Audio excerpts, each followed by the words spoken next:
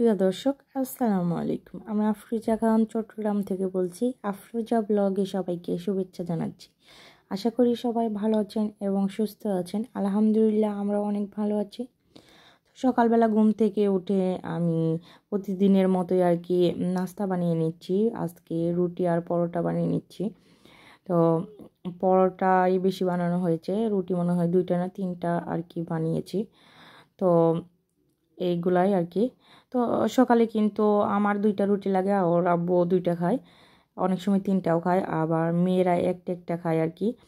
বড় মেয়েও একটা রুটি হলে রুটি, পরোটা হলে পরোটা একটা খাবে, ছোট মেয়েও একই অবস্থা, আর ছেলে তো খায়ই না। তো তারপরেও একটু বেশি করে বানাই, যেহেতু বিকেলে যদি অনেক সময় আর কি নাস্তা করি, পরোটা খেতে চাই, তখন আর কি গরম করে দিই। তো অফ ক্যামেরায় আমরা সবাই নাস্তা করে নিয়েছি। এখন আমি এখানে 3-4 রকমের সবজি কেটে নিয়েছি। আজকে সবজি খিচুড়ি রান্না করব। সবজি খিচুড়ি না, এটা চিকেন সবজি খিচুড়ি আর কি। তো এখানে আমি মিষ্টি কুমড়া, গাজর, ফুলকপি, তারপর লাউ কেটে নিয়েছি, আলু। তো ওই কেটে নিয়ে তারপর এখানে আবার একটু ডাল ভেজে নিচ্ছি। আজকে মসুর ডাল আর মুগ ডাল দিয়ে খিচুড়িটা বানাবো, সাথে কিন্তু বুটের ডালটাও দিব। বুটের ডালটা আমি ভেজে রেখেছি। তো এই মসুর ডাল আর মুগ ডালটাকে একটু ভেজে নিলে আর কি খুব সুন্দর একটা গন্ধ আসে, খেতেও কিন্তু মজা লাগবে। আর কাঁচা যেই মুগ ডালটা আছে ওইটা কিন্তু ভালো লাগে না, কাঁচা মানে এরকম যেন একটা ঘ্রাণ আসে। ভেজেই রান্না করি, মুগ ডাল দিয়ে যেইটাই বানাই না কেন ভেজে রান্না করি। তো এই তো বুটের ডালটা আমি 2 ঘন্টা আগে ভিজিয়ে রেখেছিলাম। তো এখন চাল ডাল একসাথে দিয়ে ধুয়ে নিচ্ছি। তো এখানে কিন্তু সিদ্ধ চাল দেওয়ার ইচ্ছা ছিল আমার, ওর আব্বু বললো না, পোলাওয়ের চাল দিয়েই করো, তাহলে খেতে আরও বেশি ভালো লাগবে। তো চালটাকে ধুয়ে নিয়ে এখানে আমি সবগুলো সবজি একসাথে মিক্স করে আর কি ধুয়ে নিচ্ছি। তো ধুয়ে তারপর আর কি রান্নাটা করে নিব। সব কিছু গুছিয়ে তারপর আর কি রান্নাতে বসে গেলাম। তো আমি কিন্তু মাটির চুলায় রান্না করব খিচুড়িটা। তো প্রথমে আমি তেলের মধ্যে একটু আস্ত এলাচ, দারচিনি, তেজপাতা ভেজে নিয়েছি, তারপর কাঁচামরিচ আর পেঁয়াজ কুচি ভেজে নিব। তো একটু ভেজে নেওয়ার পর এখানে স্বাদ মতো লবণ আর আদা রসুন বাটা দিয়ে দিব। তো আদা রসুন বাটাটাও তেলের মধ্যে একটু ভেজে নিব, এতে করে আদা রসুনের কাঁচা গন্ধটা চলে যাবে আর খুব সুন্দর একটা ঘ্রাণ আসবে।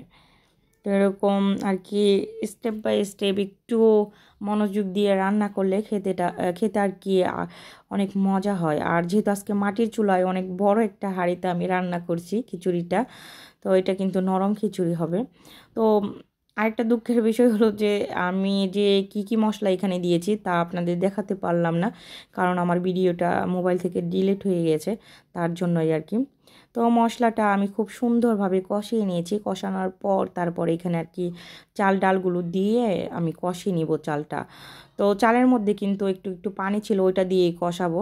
চালটা কিন্তু আমি একদম ঝরিয়ে নিয়ে নিই।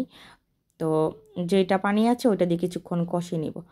তো এই তো কিছুক্ষণ নেড়ে চেড়ে কষিয়ে নিয়েছি, কারণ অনবরত নাড়তে হবে, তা না হলে কিন্তু নিচে লেগে যেতে পারে। আর যেহেতু মাটির চুলায় অনেক আর কি স্পিডে জালটা জ্বলতেছে, তো তার জন্য আর কি নিচে লেগে যেতে পারে। তো এখানে আমি আর কি পরিমাণ মতো পানি অ্যাড করে দিলাম। তো এটা তো একটু নরম নরম খিচুড়িটা বানাবো, তো তার জন্যই পানির পরিমাণটা একটু বেশি দিলাম। অনেকে চাইলে কিন্তু এরকম ঝরঝরাও খিচুড়িটা রান্না করতে পারেন। তো আমি কি এইখানে মশলা দিয়েছি, যে মাংস রান্না করার জন্য যে মশলাগুলো আমরা আর কি দিয়ে রান্না করি ওই মশলাগুলোই দিয়েছি। হলুদ গুঁড়া, ধনিয়া গুঁড়া, জিরা গুঁড়া, গরম মশলা গুঁড়া, মরিচ গুঁড়া খুব অল্প পরিমাণে দিয়েছি আর কি, যেহেতু আমি কাঁচা মরিচ দিয়েছি তার জন্য মরিচ গুঁড়াটা একটু কমিয়ে দিয়েছি। তো এই চাল ডাল দেওয়ার পর পানিটা দিয়েছি, তারপর আর কি পানিটা যখন ফুটে উঠেছে তখন আমি আর কি সবজিগুলো দিয়ে দিব, কারণ ডালটা সেদ্ধ হতে, চাল সেদ্ধ হতে একটু টাইম লাগে, আর সবজি সেদ্ধ হতে তো অতটা টাইম লাগে না।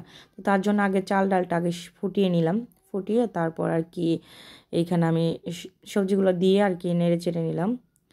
এই তো এই চাল ডালটা কিন্তু অনেকটাই ফুটিয়ে গেছে একদম। তারপর আর কি সবজিটাও অনেকটা সেদ্ধ হয়ে এসেছে, আমি আরেকটু শুকাবো আর কি, আরেকটু বুটের ডালটা আরেকটু হবে, বুটের ডালটা পুরোপুরিভাবে সেদ্ধ হয়নি। তো নেড়ে চেড়ে নিচ্ছে ভালোভাবে। তো এইখানে কিন্তু আমি কিছু মটরও দিয়ে দিচ্ছি। মটরটা আমার গত বছরে সেদ্ধ করা ডিপ ফ্রিজে সংরক্ষণ করে রেখেছিলাম, ওইটা দিয়ে দিলাম আর কি। তো এটা ডিপ ফ্রিজেই আমি সংরক্ষণ করে রেখে দিয়েছিলাম।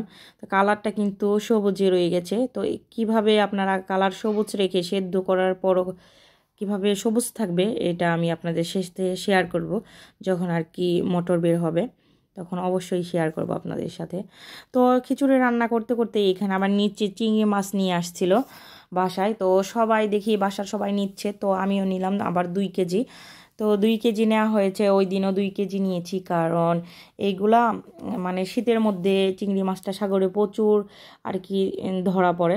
তো তার কারণে একটু দামটাও কম থাকে, কিন্তু সব সময় এই চিংড়ি মাছটা কিনতে গেলে 400-500-600 টাকা কেজিতেও কিনতে হয়। তো এখন একটু দামটা কম আছে, 150 টাকা কেজি। তো তার জন্য একটু বেশি করে নিয়ে আমি আর কি সংরক্ষণ করে রেখে দিব, এতে করে অনেক দিন চলে যাবে আমার। আর চিংড়ি মাছটা কিন্তু সবজিতে অনেক বেশি লাগে, যে কোনো সবজিতে আর কি চিংড়ি মাছটা লাগে, কারণ চট্টগ্রামের মানুষ তো বড় মাছ দিয়ে সবজিটা একটু কমই খায়। তো চিংড়ি মাছ দিয়ে সবজি রান্না করে বেশিরভাগ। তো এই তো আমার খিচুড়িটা কিন্তু প্রায় হয়ে এসেছে। তারপর আর কি আমি এইখানে আমার রান্না করা চিকেন, তারপর এখানে গরম মশলা গুঁড়া আর জিরা গুঁড়া অ্যাড করে দিলাম, দিয়ে একটু নেড়ে চেড়ে মিক্স করে নিচ্ছি। তো মুরগির মাংসটা কিন্তু আমার আগেরই রান্না করা ছিল, তো ওইটা দিয়ে আর কি খিচুড়িটা বানালাম। তো এই খিচুড়িটা খেতে কিন্তু ভীষণ মজা হয়, একবার বাসায় রান্না করে দেখেন কতটা মজা। যারা খিচুড়ি আর কি পছন্দ করেন তাদের থেকে তো খুবই মজা লাগবে। তো চিংড়ি মাছটাকে আমি বেছে তারপর পরিষ্কার করে এইখানে আর কি 2-3 বার করে ধুয়ে নিচ্ছি। ধুয়ে আমি কোনো পানি দিইনি, চিংড়ি মাছ থেকে যেই পানিটা নিচে আর কি ধোয়ার পর জমেছে ওই পানিটা দিয়ে আর কি ঘড়ি ধরে 5 মিনিট সেদ্ধ করে নিব, চুলার আঁচটাকে মিডিয়ামে রেখে, এর বেশি সেদ্ধ করব না। তো এখানে আবার কিছু চিংড়ি মাছ আমি বেছেও নিয়েছি, এইটা আর কি কালকে চিংড়ি মাছ দু পেঁয়াজা করার জন্য। তো এটা বেছে নিলাম বসে বসে।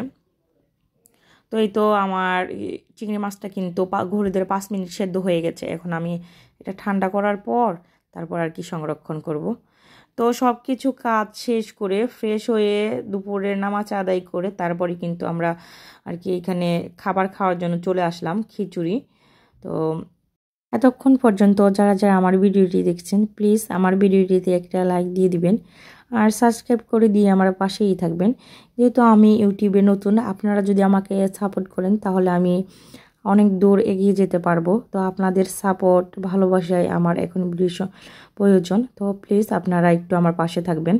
এই তো দুপুরের খাবার খেয়ে কিছু আর কি রেস্ট নিব।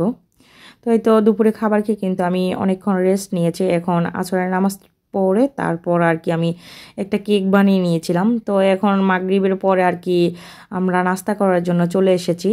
তো এটা অরেঞ্জ কেক, এই অরেঞ্জ কেকটা খেতে সব কেকের থেকে বেশি মজা হয়। এই অরেঞ্জ কেকটা আপনার খাওয়ার আগে ঘ্রাণ শুনে আর কি পেট ভরে যাবে, এরকম একটা অবস্থা। যেটা এটা কমলা লেবু বা মালটা দিয়ে বানানো হয়। আমি কিন্তু আজকে কমলা লেবু দিয়ে এই অরেঞ্জ কেকটা বানিয়েছি। মাশাল্লাহ কেকটা অনেক সুন্দর হয়েছিল, দেখতে যতটা সুন্দর লাগতেছে খেতেও কিন্তু ততটাই মজা হয়েছিল। তো কেকটাকে বানিয়ে নিলাম। বাচ্চারা এরকম কেক বানিয়ে রাখলে তো আমার মেয়ে আর কি ছোটোটা ঘুরে ঘুরে এসে খায়। তো আমার ছেলের জন্য আর কি বানিয়ে রাখা হয়, অনেক সময় না খেয়ে ঘুমিয়ে যায় রাত্রে, তো উঠে যদি একটু খাওয়াতে পারি তো খাওয়াই।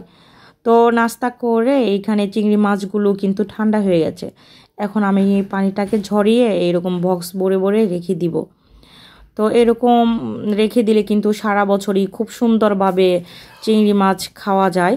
তো ছোটো বাচ্চার মায়েরা তো এরকম মানে এক বসাতে অনেকগুলো মাছ কাটতে পারে না। তো তার জন্য এরকম নিয়ে সেদ্ধ করে যদি রেখে দেন, আপনি যে কোনো সময় বসে বসে বাঁচতে পারবেন, বা আপনার যখন যতগুলো লাগবে তখন একটু করে বের করে আপনি ওইটা আর কি রান্না করতে পারবেন। তো এই তো সবগুলো বক্স ভরে আমি রেখে দিয়েছি, এখন ডিপ ফ্রিজে রেখে দিব। তো এরকম করে রাখলে অনেক সুবিধা হবে, সারা বছরই কিন্তু আপনি এই চিংড়ি মাছটা খেতে পারবেন। তো আজকের ভিডিওটা আর লম্বা করবো না, সবাই ভালো থাকবেন, সুস্থ থাকবেন আর আমার জন্য দোয়া করবেন। আল্লাহ হাফেজ।